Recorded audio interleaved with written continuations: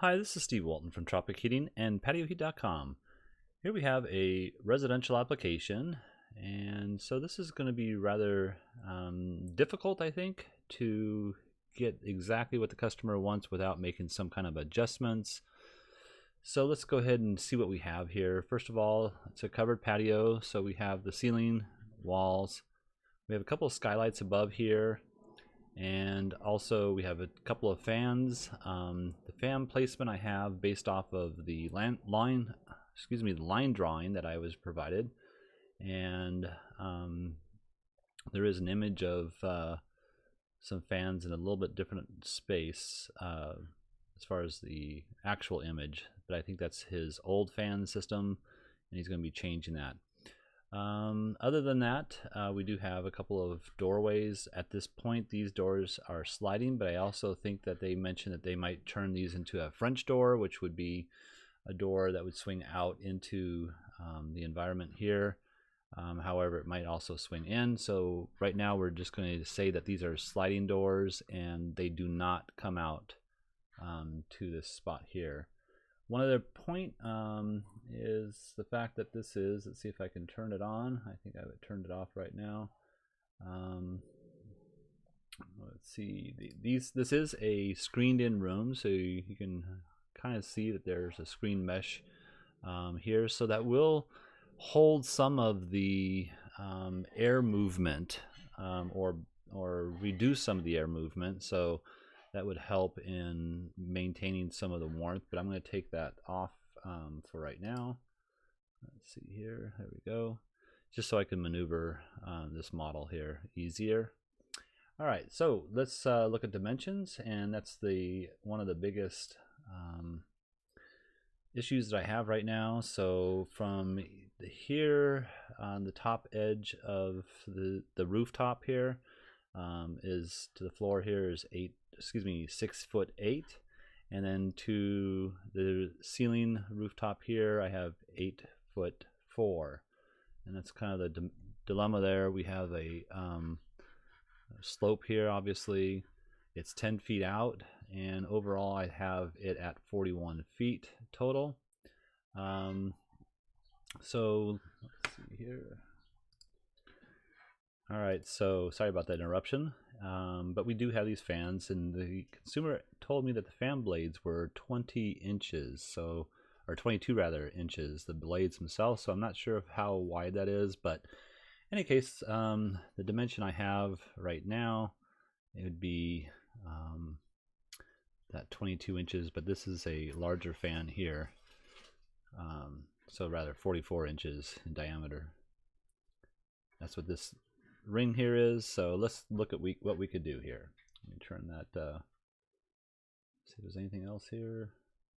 Oh yeah, and we do have this tub area over here rather, and I didn't talk about the areas of heating. So we have this tub area that's not as important as the dining and reclining space over here.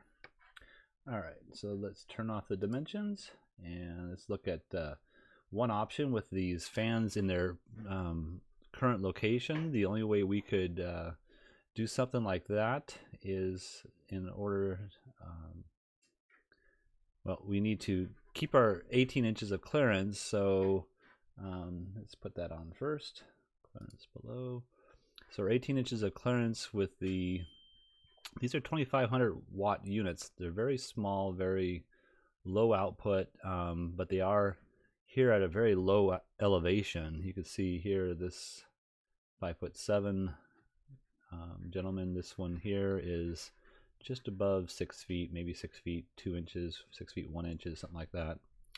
But we have to maintain our clearance from these fans, and also I don't want to place a heater right here because it would look off, as well as you would have to go up a little bit higher to mount, or we'd have to put a block up there to mount.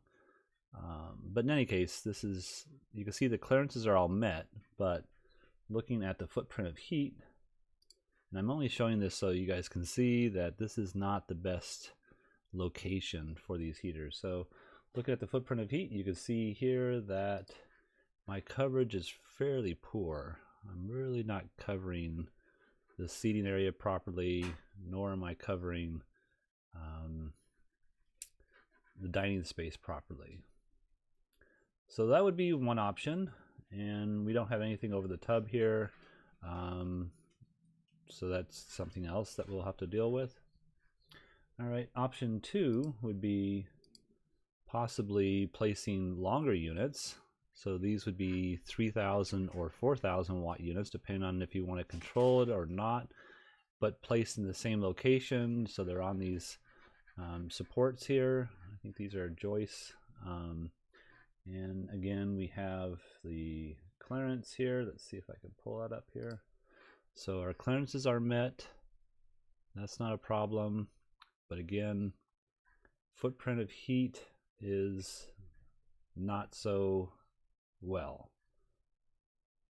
Okay. Again, the problem is this fan location here in this particular application.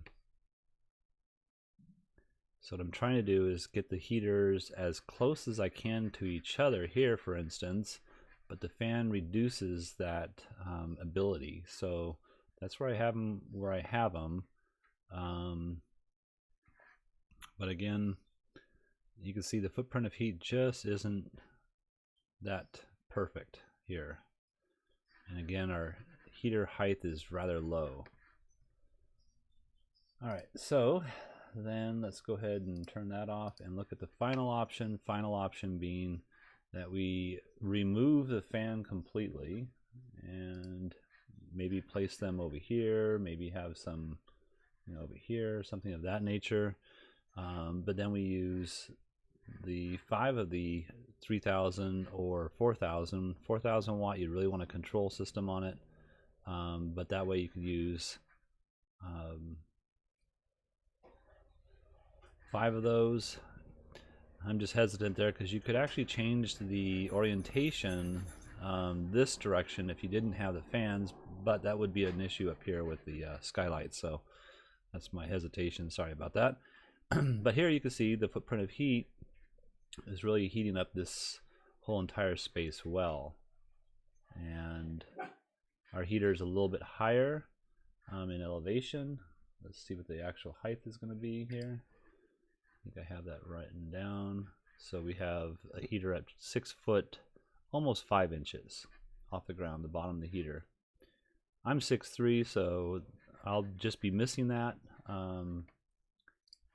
But in any case, yeah, that's a rather low application, but this is the only way that we can really get the heater up as high as possible. And here's one thing I didn't check here that I should, and that's the bottom.